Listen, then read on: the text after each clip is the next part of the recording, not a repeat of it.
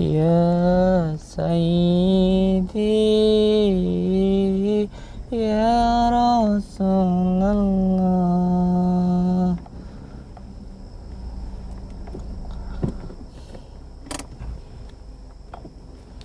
Mana ya? Assalamualaikum warahmatullahi wabarakatuh. Bismillah, alhamdulillah, wa syukurillah, wa nikmatillah, wa la hawla wa la quwata illa billah. Amma ba'd. Saudara-saudaraku semuanya, subscriber, lover, dimanapun berada, semoga saudara-saudaraku dimanapun berada selalu dalam lindungan Allah Subhanahu wa ta'ala, mendapatkan rezeki yang berkah, barokah, berlimpah, bisa untuk pergi ke Mekah, ke Madinah, sisanya bisa buat beli sawah dan menjadi keluarga yang sakinah, mawadah, warahmah, mendapatkan keturunan yang soleh dan solehah. Amin ya rabbal alamin. Alhamdulillah, alhamdulillahirabbil alamin. Di malam hari yang berbahagia ini kita semuanya bisa bersilaturahmi, bertatap muka. Semoga kita bisa doa bidoa, saling mendoakan dan menjadi saudara seduluran selawas-selawas saking welasih Gusti Allah. Amin ya rabbal alamin. Saudara-saudaraku semuanya, saya mengingatkan untuk diri saya sendiri dan semoga juga bisa mengingatkan untuk semua saudara-saudaraku dimanapun berada, selalu berpegang teguh kepada tali Allah, jalankan sholat.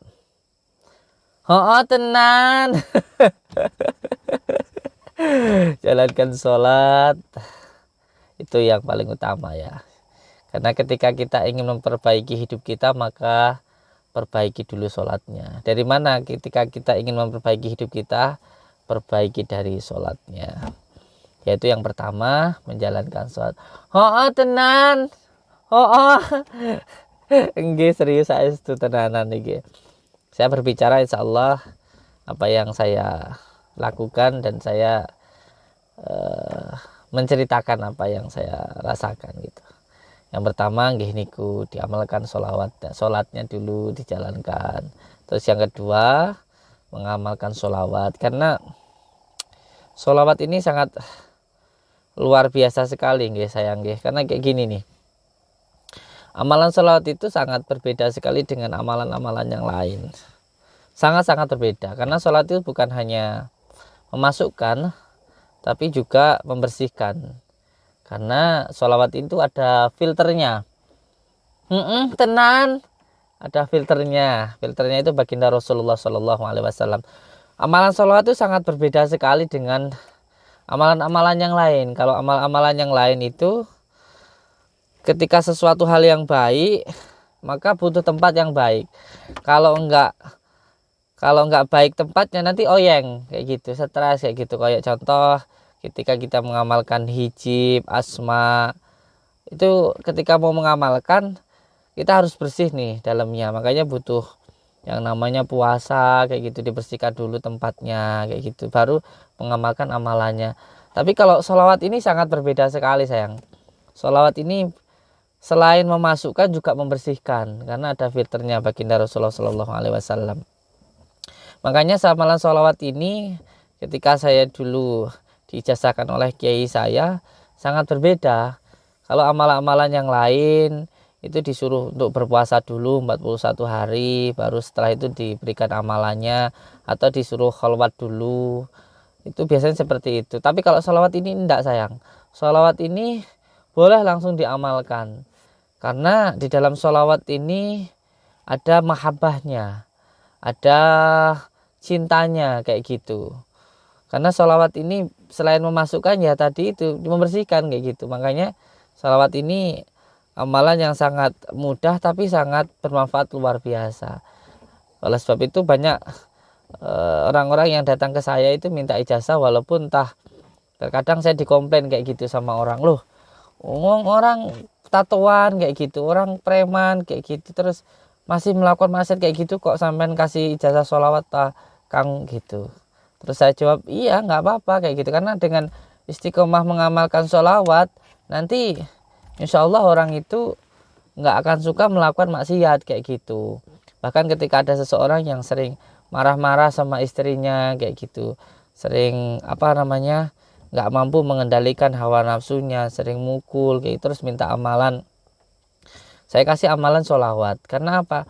Karena sholawat ini nanti ketika seseorang itu mengamalkan sholawat, mulutnya membaca sholawat, nanti hatinya akan muncul mahabbah kayak gitu, akan muncul rasa cinta, dan secara otomatis orang yang tumbuh rasa mahabbahnya atau rasa cintanya, dia akan mengikuti kayak gitu loh. Dia itu akan mencontoh orang yang dia cintai kayak gitu. Secara batinnya itu dia akan yang biasanya marah-marah sama istrinya, insya Allah nanti dia nggak akan gampang marah kayak gitu. Terus yang biasanya suka benci kayak gitu, terus nggak gampang benci sama orang. Pokoknya hatinya itu penuh dengan kasih sayang kayak gitu loh sayang. Jadi ketika seorang mengamalkan sholawat, ketika mulutnya membaca sholawat, nanti hatinya akan muncul mahabbah. Dia nggak gampang marah, nggak gampang benci, nggak gampang sakit hati kayak gitu. Jadi hidupnya itu akan penuh dengan kasih sayang kayak gitu loh. Akan terasa tenang kayak gitu. Dalam arti ketika melihat sesuatu hal yang buruk, dia nggak akan terus benci setengah mati kayak gitu. Dia akan paham bahwa ya dunia itu memang ada yang baik dan ada yang buruk kayak gitu. Jangan ketika kita baik lalu merasa diri kita itu paling baik kayak gitu. Kalau kita sholat terus benci kepada orang yang nggak sholat kayak gitu, enggak gitu. Dia akan muncul mahabbah, malah muncul rasa cinta untuk bagaimana supaya mendoakan orang yang nggak sholat itu supaya sholat kayak gitu, mendoakan, mendekati, mengajak kayak gitu. Tapi tidak memukul gitu loh, tapi merangkul gitu loh sayang. Nah itulah kelebihan sholawat. Karena gini, sholawat itu adalah kata-kata cinta gitu, mahabbah kayak gitu. Makanya sholawat ini nggak ada di dalam amalan-amalan yang lain. Bahkan menurut dari kiai saya bahwa puncaknya dari asma, puncaknya dari doa, puncaknya dari hijab, puncaknya dari asma itu adalah sholawat. Karena gini, baginda Rasulullah itu adalah kekasih Allah, dan siapa yang cinta kepada baginda Rasulullah maka dia akan dicintai oleh Allah. Nah namanya sudah dicintai oleh Allah ya sayang ya, namanya sudah dicintai, love ya, namanya sudah dicintai. Kalau sudah cinta kayak gitu, namanya sudah cinta ya, nggak perlu kita itu meminta, itu kita akan dikasih kayak gitu. Kayak contoh nih ya, sampean cinta nih sama seseorang, sama si istri, sama anak kayak gitu, atau siapalah gitu orang yang sampean cintai. Kan nggak harus orang yang sampean cintai itu meminta kejenengan, malah apa yang disukai, apa yang diinginkan oleh orang yang sampean cinta itu sampean cari-cari, ya enggak? Oh dah. Iya, coba sampean kalau lagi suka sama itu pacarmu, sebelum mbok nikahi istrimu, ya pastilah opo ya yang disukai pacarku itu kayak gitu kan, sampean cari-cari, wah sukanya kayak gini, sukanya kayak gitu kan, pasti sampean cari-cari kan gitu biar dia suka. Nah inilah luar biasanya sholawat tuh kayak gitu, luar biasanya sholawat itu.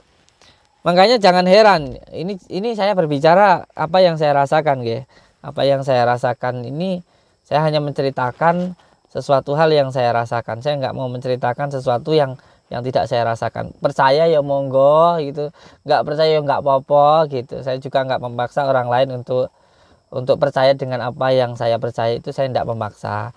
Ya namanya juga rasa ya, rasa itu kan hanya dirasakan oleh yang mengamalkan. Ini kayak gini sayang, saya itu ini bukan sombong ya, nanti dikira saya sombong. Ini cerita ya, cerita untuk menumbuhkan rasa cinta terhadap sholawat ya. Jadi jangan dikira saya sombong kayak gitu ya, semuanya tergantung yang terima lah kayak gitu. Saya sendiri itu saya kayak gini, ketika saya ini kan bukan orang baik nih, saya juga ya kadang-kadang maksiat ya jelek kayak gitu kan, ya kadang-kadang ya ketinggalan sholat dan lain sebagainya.